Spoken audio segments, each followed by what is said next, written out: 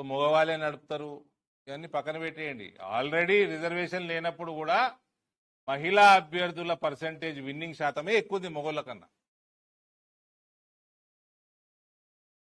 వాళ్ళకి పార్టిసిపేషన్కి accessibility create చేస్తున్నాం మనం.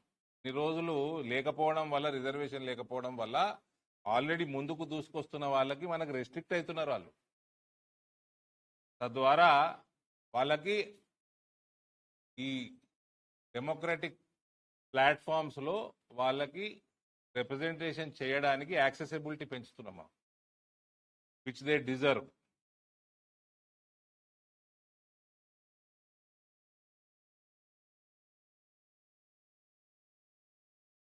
గ్లోబల్ డేటా, రిజర్వేషన్లు లేనప్పుడు కూడా మహిళలేమి 2%, 3% లేరు, 17% ఉన్నారు ప్రపంచవ్యాప్తంగా. రిజర్వేషన్లు ఉంటే 31% ఉన్నారు. రిజర్వేషన్ లేనప్పుడు కూడా వాళ్ళ సంఖ్య ఏం తక్కువ లేదు, వాళ్ళు 17% ఉన్నారు. జనరల్ సీట్లలో గెలుచుకుంటూ వస్తున్నారు. It is high time now వాళ్ళకి ఈ రిజర్వేషన్ ప్రొవైడ్ చేయాలి మనం, because they are 50% of the population.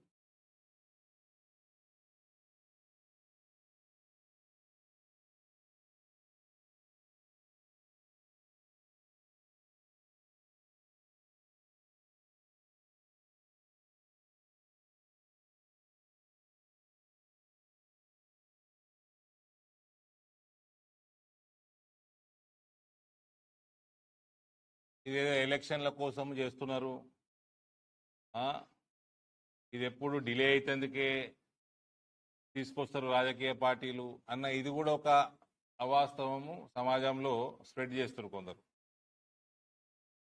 2023లో law linked implementation to census and delimitation.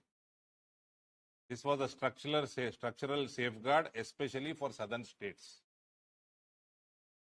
2026 రేపు మేము చేయబోయే అమెండ్మెంట్ ఏదైతే ఉందో, ఈ డిలే ఏమన్నా ఉన్నా కూడా దాన్ని కూడా తొలగిస్తున్నాం ఇప్పుడు. దీనివల్ల వేరే వాటి వల్ల డిలే ఉంటాయి. ఇప్పుడు implementation subject to draft, but most likely 2029లో మనము దీని ఇంప్లిమెంటేషన్ మొదలు పెట్టుకుంటాము. 2034 కంటే 2029కే వచ్చే ఆస్కారం పెరుగుతుంది. ఇది భారతీయ జనతా పార్టీ కమిట్మెంట్ మహిళల పట్ల.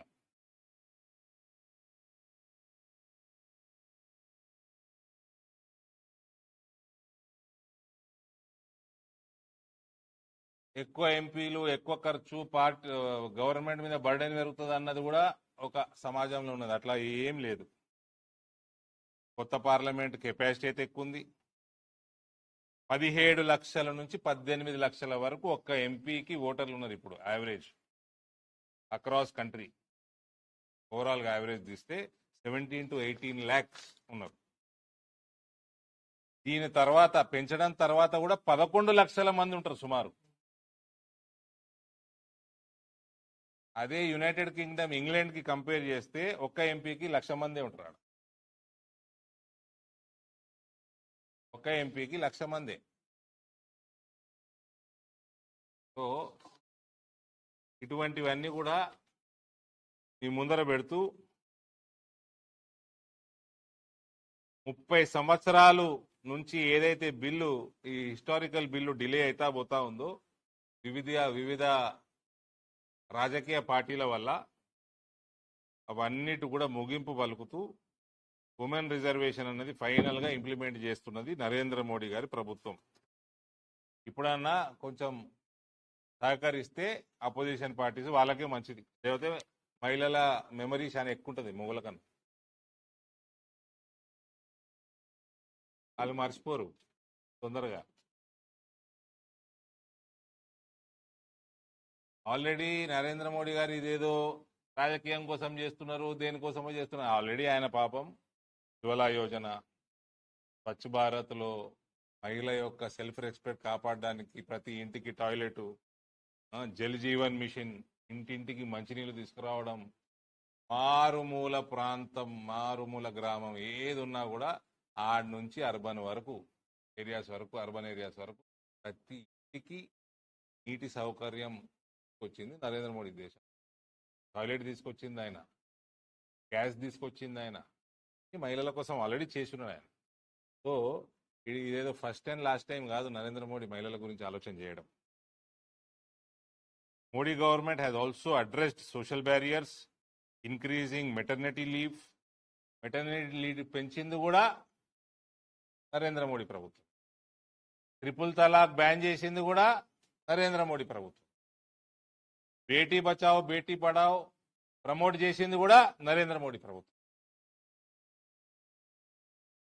మ్యారేజ్ యాక్ట్ లో రిఫార్మ్స్ తీసుకొచ్చింది కూడా నరేంద్ర మోడీ ప్రభుత్వమే. So it was a multi dimensional approach of mister Narendra Modi since 2014 towards women empowerment. So ఇది ఏదో రాజకీయాల కోసం కాదు, ఎలక్షన్లకు ఇప్పుడు ఏమి ఎలక్షన్లు కూడా లేవు. కాంగ్రెస్ పార్టీ మళ్ళీ ఓడిపోతుంది కూడా ఏమి ఎలక్షన్ లేవు, వాళ్ళు సంతోషపడాలి.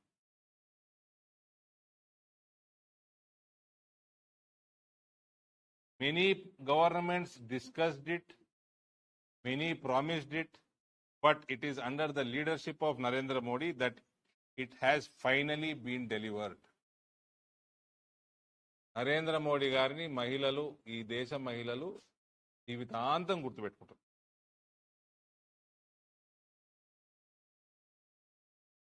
Another true movement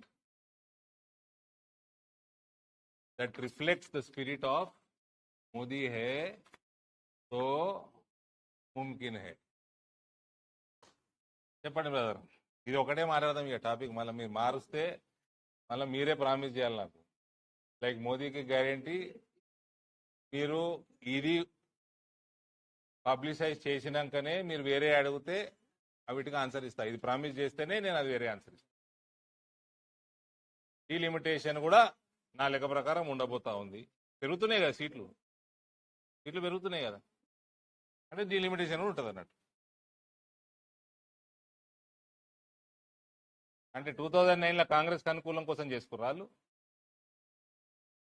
ఈ లిమిటేషన్ అనేది అది ప్రక్రియనండి, ప్రతి 15 ఏళ్ళ కోసం చేసుకోవాల్సిందే.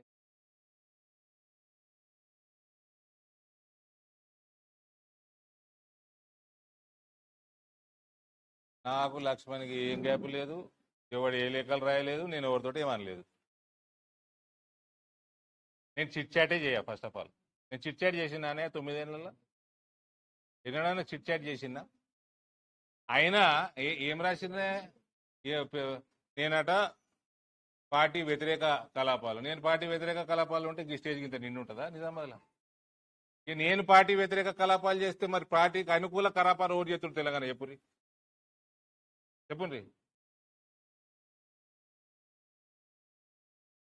అటువంటి కంప్లైంట్ అరవింద్ ధర్మపురి మతిలేనోడే చేయగలుగుతాడు.